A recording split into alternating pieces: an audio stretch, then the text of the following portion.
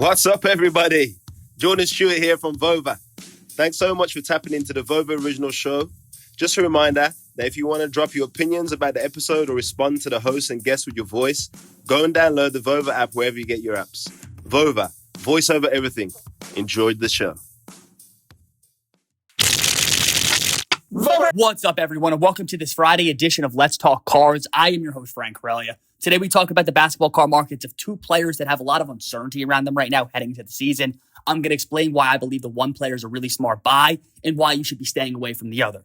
Looking at the basketball card market overall right now, one thing has been made very clear. It's the fact that prices are starting to trend up. This should be to no surprise to anybody. Card prices tend to trend up the couple months leading into a season starting. We're seeing it with football at the moment. We saw it with baseball. We saw it with basketball last season. This is a historical trend that continues to happen in the sports card space. It isn't new. I'm going to go deeper into this over the next few weeks. But for the purpose of today's show, I want to talk specifically about two basketball players where I do see anticipation building around them right now. But I want to explain why I think the hype around the one player is rational and why you should still be buying and why the other player you should be completely avoiding. So the basketball player that I'm excited about heading into the season is Klay Thompson. And I know that might make some people nervous given the fact that he hasn't played in the game since the 2019 NBA Finals where he got hurt in Game 6.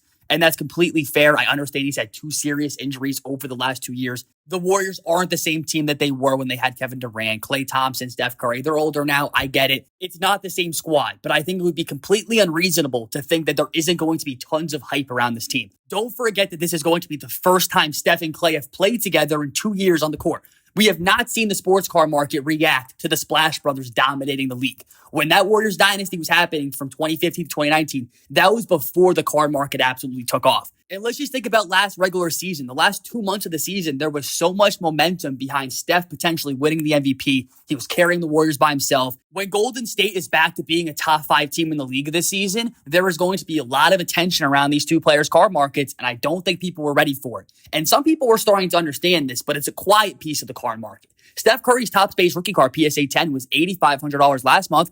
Go look at the last few sales. They've all been above $10,000. Clay's NTRPA, number to 199 at a BGS 9.5, has sold multiple times above $10,000 within the last 45 days. And one of the biggest signs for me as a collector when I know that there's good value in a player or a card in general is when dealers don't want to be selling that and there's not that much inventory in the market and people are holding it themselves. You know that's the time to be buying. Go try to find Klay Thompson or Steph Curry autos right now. There is not that many on the market. We are going to see so many more when the season comes around because people know who own these cards that the excitement is only going to go up over these next few months. And you might think, Frank, the Warriors didn't even make the playoffs last season. Who's going to get excited about them this year? Go look at the Vegas odds. Vegas has them in the top 5 for winning the title this season. I don't think they do. I think the Lakers come out of the West.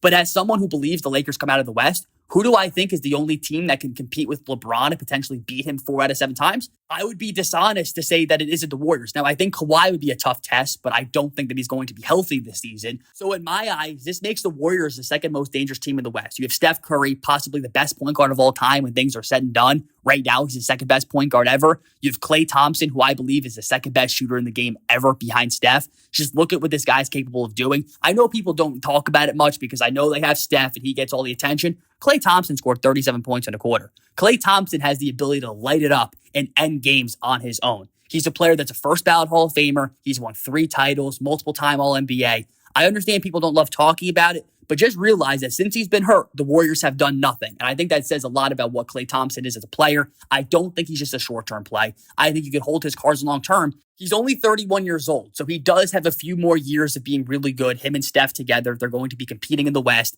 They obviously have James Wiseman coming into a second season. Hopefully he's healthy. Jonathan Kuminga looked like a really good rookie in the summer league. I would not only be looking at Steph Curry cards right now. I do think that he's a great play, but I think Klay's a really cool player to look at right now. And the benefit of buying Klay cards and not Steph is the fact that you can afford more cards for Klay. A Klay Thompson auto doesn't come close to the price of Steph Curry. Obviously, the same thing with an RPA. You want a really high-end RPA. Klay Thompson's immaculate RPA, number 211, sold for $11,000 last month. If you wanted a card that rare for Steph Curry, that would be hundreds of thousands of dollars. So I do think he provides a cheaper entry point for someone that's a big Warriors collector, for somebody that believes in this team. I think buying Klay cards allows you to be able to get a lot more volume if you're trying to transact tons of cards. Or if you want a few really cool pieces, you can afford autograph patch cards for Klay Thompson that you can't afford for Steph Curry. And if we're looking at specific cards to go after, his base Prism rookie card right now in a PSA 10 is currently selling for about $700. It peaked at about $1,500. I personally don't love that value at $700. Do I think that card goes up at all over the next few months? And when we're looking at Halloween, will it be more than $700? Probably, but I also believe that basketball demand in general is going to be very high. Do I think that that's going to be the card that provides you the highest ROI? No. Do I think an RPA would be a great play? Yes, but that's not reasonable to be telling all people that they need to be paying thousands of dollars to get in on a player's market. What I think personally would be a really cool play for Klay Thompson heading into the season would be an autograph card. Now, rookie autos are expensive, but potentially go find yourself looking at a numbered flawless auto. And, it might not be up there on eBay right now, but I would be watching auctions periodically over these next few weeks, see what comes up. And I know if we're looking at rare cards, a lot of people love to point to Kabooms right now. And Kabooms obviously look amazing. They might be the modern PMGs, which is what some people are saying. But I think that there's tons of really cool alternatives out there if you want to find rare cards. If you look at something like Galactics, they are case hits. They are super rare. They look great from Revolution. And they're a fraction of the price relative to a Kaboom. I remember a couple months ago on eBay, somebody listed a Klay Thompson Galactic for only a couple $100. A smart collector went and picked that up quickly. But stuff like that are perfect examples of cards that once his market gets tons of attention when the season comes, those are the cards that shoot up the most because those cards should be more expensive and they should be closer in price relative to some other things. Now, to shift things and look at a player that I would be completely staying away from right now, it would be Kyle Kuzma. And I'm not a Kyle Kuzma hater. I have actually believed in him over the last few years. I've held out hope that he could develop because don't forget, we were looking in 2018, there were people that thought Kyle Kuzma was on the same level as Jason Tatum. Even in 2019, people were saying that. It was a crazy back and forth that people were talking about. That has been proven to be one of the most foolish takes in NBA history, potentially. And we look at what Jason Tatum has done. He's a superstar level player. He's going to be a great player for years to come. We look at Kyle Kuzma. He's 26 years old. Jason Tatum's 23. What does he put up for it? Playing awful in the postseason.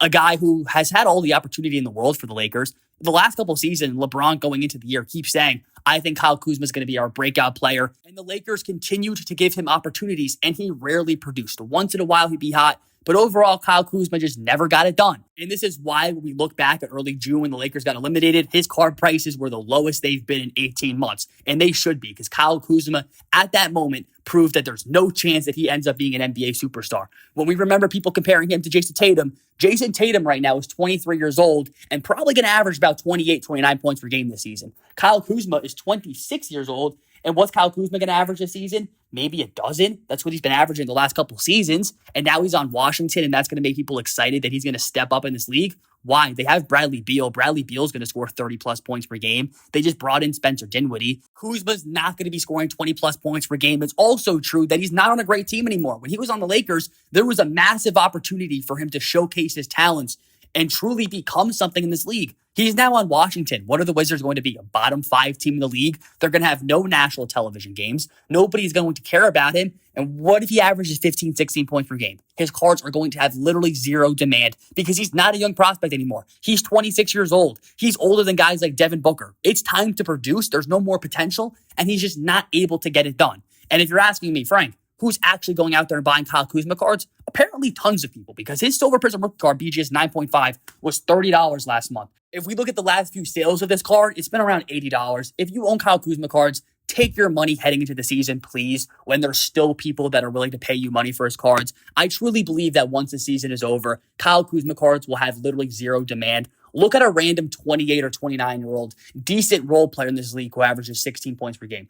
Go look up the card value of Kelly Olynyk right now.